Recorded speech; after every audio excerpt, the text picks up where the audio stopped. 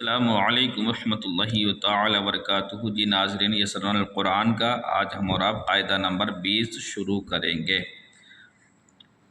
قرآن مجید میں بعض صورتوں کے شروع میں حرف مفرد لکھے ہوئے ہیں جنہیں ہم مقطعات کہتے ہیں۔ ان حروف کو جس طرح پڑھنا چاہیے ہر حرف کے نیچے لکھ دیا گیا ہے۔ بچہ کو اچھی طرح سمجھا دیا جائے۔ نون، نون واو مد پیش نون ساکن نون۔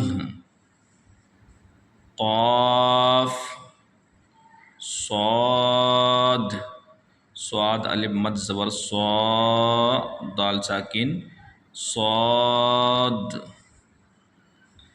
الف لام میم، الف لام را، حامیم، طه، یاسین، طاسین،